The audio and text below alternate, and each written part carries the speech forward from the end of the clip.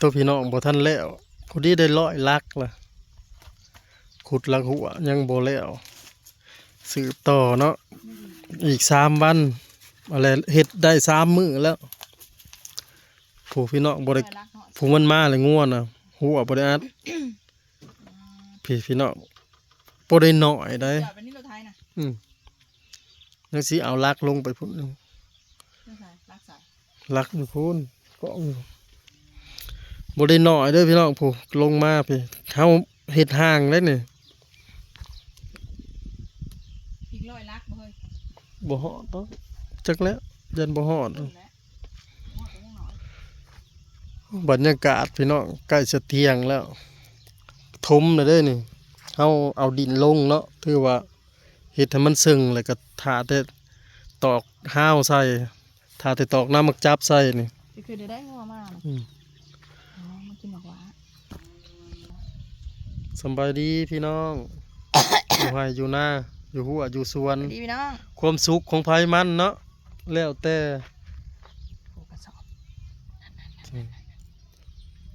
ชุมเฮาก็มีความสุขอยู่ไร่อยู่นาตามธรรมชาติเฮ็ดเกิดก็ได้กินเฮ็ดยังออกก็ได้กินอันนั้นน้อยก็บ่ได้ไปหาไก่อยู่ไร่อยู่นาอยู่หัวอยู่สวนก็ถือว่าความสุขไปอีกแบบหนึ่งเนาะบ้านนอกบ้านนาเฮาอยากยังก็เฮ็ดเอาอยากได้เฮ็ดยังก็เฮ็ดเอาเฮ้ยต้นน่ะมันตายบ่เฮ้ยอยู่แบบพอเพียงหรือเพียงพอก็บ่แม่นพอเพียงตั้งบ่มีกินนี่แหละอยู่ไปเรื่อยๆอยู่ไปนี่พี่น้องเฮ็ดไปนำบ่มีวันสิ้นสุดจนสุดลมหายใจพุ่นแหละเฮ็ดสร้างไปเรื่อยๆเฮ็ดไว้มันก็สำบายบัดลูกหลานลูกเต้าเนาะเอาเฮ็ดไว้นี่หน้าให้ใหญ่4ให้เฮา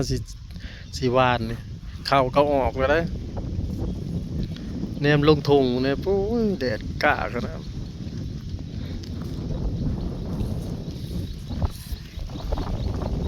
เขาเจ้าก็ลงมาจูดให้จูดสวนเลยผมยามมันเลยฤดูกาลเฮ็ดหน้ามาเลยเด้ไปก็ออกไข่ออกหน้าได้ยามฝนตกมาแห้งปวดแล้วแต่ว่าเฮาปวดกว่าหมู่ปวดเลยเฮ็ดก่อนหมู่เลยออกแล้วบ้านเฮาถือว่าเฮาและหวานก่อนหมู่เขาหน้าหวานออกแล้วจังว่าอยากอ้อมสิเฮ็ด4 ห้าวเด้อพี่น้องไปเลยกับแม่เฮ้ยสิเฮ็ด4 ห้าวเนาะนี่นะห้าวเทิงสุดนี่สิใส่ไม้เอาเพราะว่าครึ่งไว้ให้มันแข็งใส่เล็ก3 ห้าวทั้งลุ่มแต่ว่าน้ำมักจับสิใส่ห้าวเดียวอยู่พื้น ในกลางน่ะสิผูกลวดเอาลวดสอดไฟอันเด้แบบหลอกตามันหลอกตางัวถ้ามันสิหลอกได้เอาซะรถไถมาพี่น้องเฮาพาไม่ได้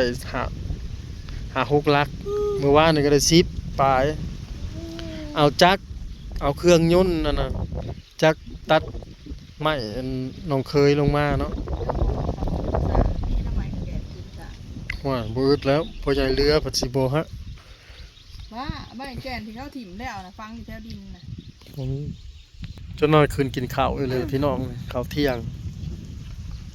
แต่ละมื้อละเที่ยงปุ๊บยามกลางมื้อแลงก็มืดลงเลาะแรงพี่น้อง3 มื้อแล้วยังบ่แล้วข้าวน่ะออกแล้วมันได้คุ้มเนาะบ่ได้น้อยคุ้มบักใหญ่นึงเนี่ยคุ้มลักพวกเขาเจ้าปั้นขั้นในขั้นหน้าเลยพอถาพอเห็ดหน้าเข้าแล้วมาเห็ดทงนี่สิทงของไผ่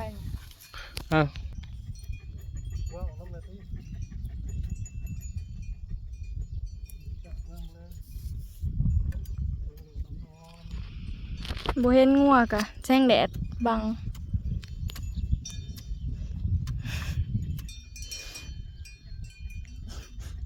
จะว่าวังเฮิงนะไม่ได้เปิดคลิปคือว่าเขากดเปิดแล้วมันคือกดไปได้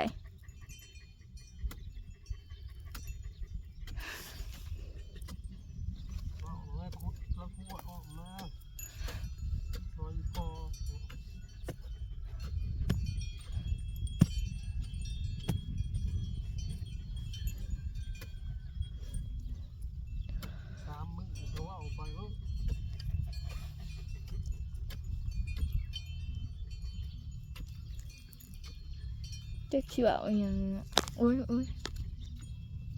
เลยเครื่องรถบ่ฟ้าลุง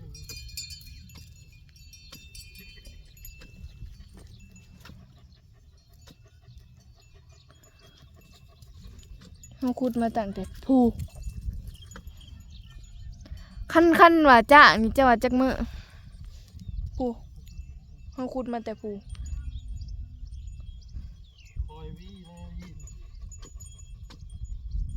คอยวี่มาถึงคอย8-90 ลัก กลับไปตัดเอาน้ำเนาะ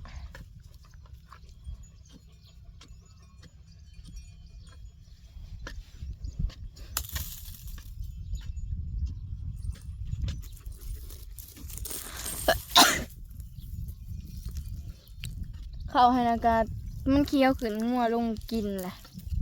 บ่ออกมันแหละไวๆระวังเด้อ มาได้มีดินตะแคง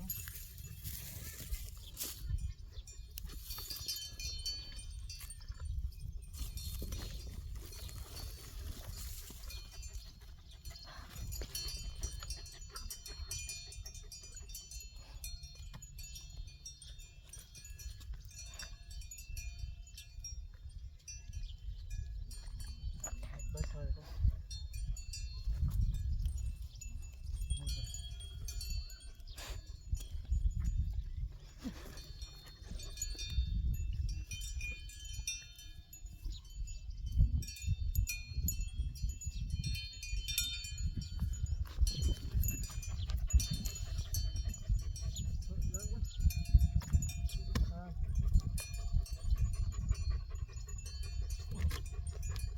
ไม่กับไปหาเอาแถวหันแหล้ว เป็นลาประดับมัน ตัวเจ้าตัดมันจะไปเอาอยู่ผู้อย่าสีดนะฉันมึงสีดยังก็เดี๋ยวนี้นั่งลงนั่งลง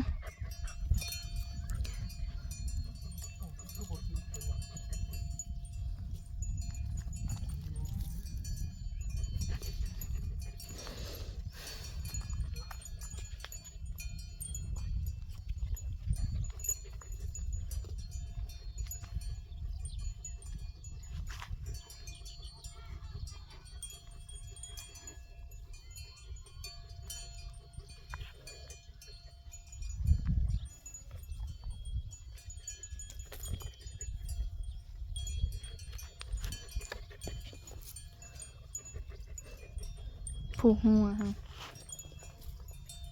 มึงสีดยังสันมึงถือกูนี่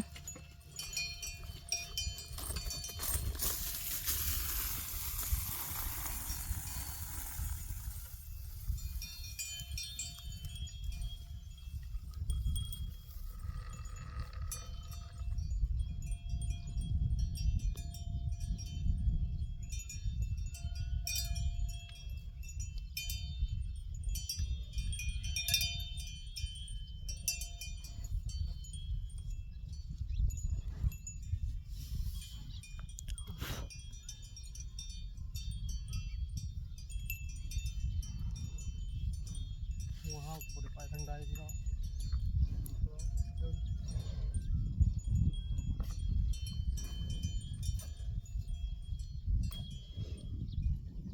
เฮ็ดน่าได้สิคุดตัวนี้นะแข็งกับแข็ง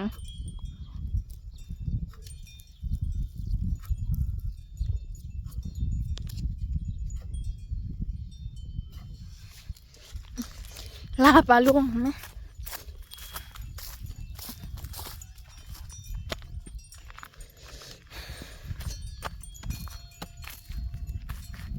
เขาไม่เข้ามาเธอตัวเดียว